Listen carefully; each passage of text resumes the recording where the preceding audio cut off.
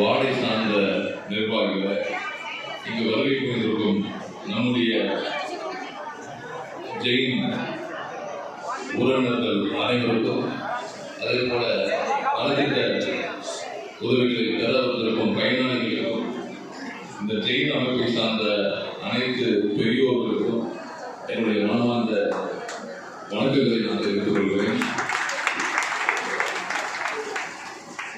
உங்களுடைய இந்த மாதிரி நிகழ்ச்சிக்கு நான் வருவதுதான் முதல் முறை.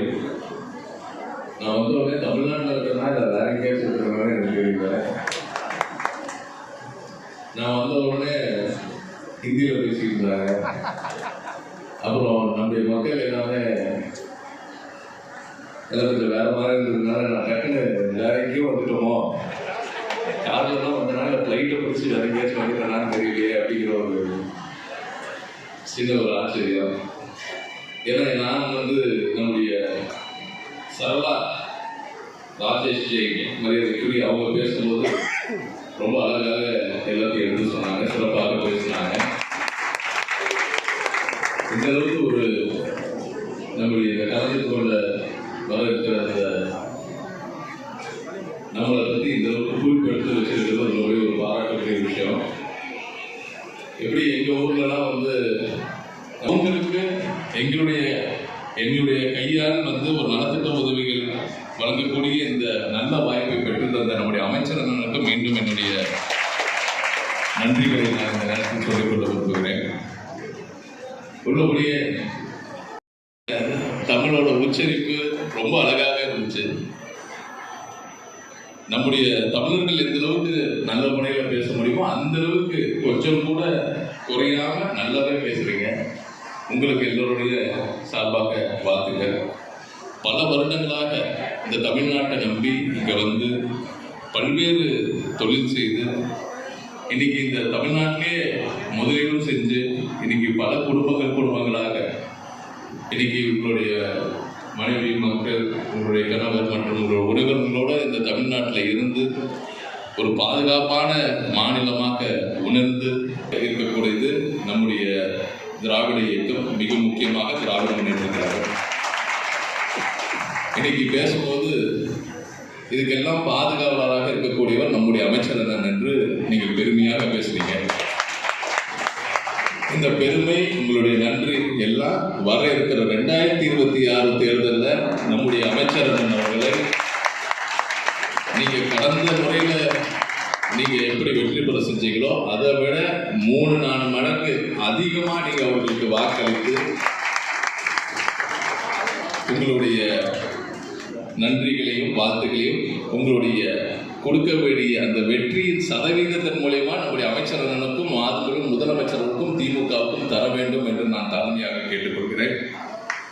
நம்முடைய திராவிட முன்னேற்ற கழகத்தின் தலைவர் நம்முடைய முதலமைச்சர் அவர்கள் எத்தனையோ திட்டங்களை இன்னைக்கு நம்முடைய மக்களுக்காக கொண்டு வந்திருக்கிறார். இப்போ கூட ஒரு நியூஸ், நம்முடைய பல்வேறு சார்ந்த வட மாநிலத்தவர்கள் எல்லாருமே இன்னைக்கு நம்முடைய தமிழ்நாட்டோட தலைவரை போட்டுறாங்க.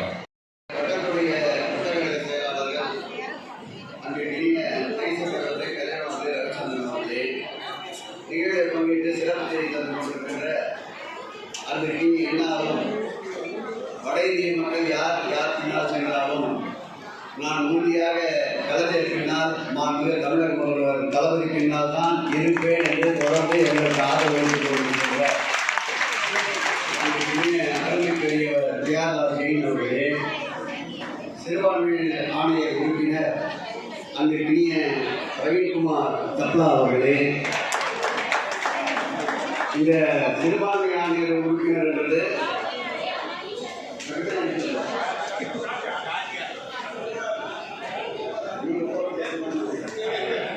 எப்படி நீங்க எல்லாம் ஓட்டை மாற்றி போடுவீங்க, அது மாதிரி நம்ம பேரை மாற்றி போடுறாங்க.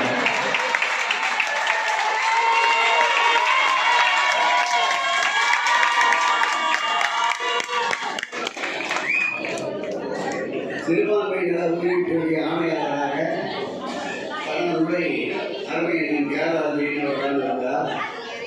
இந்த முறை நான் ஒரு முறை இருந்துவிட்டேன். என்னுடைய நண்பரான இவருக்கு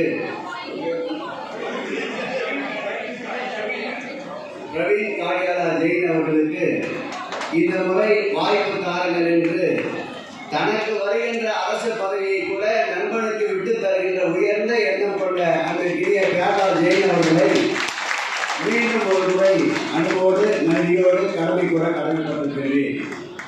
எனக்கு முன்னால் பேசிய அந்த கிரிய ராஜேஷ் ஜெயின் அவருடைய மனைவியார் அருமை நண்பர் அருமை தம்பி மருத்துவர் மணிவேந்தன் அவர்களை பற்றி நிறைய குறிப்பிட்டார்.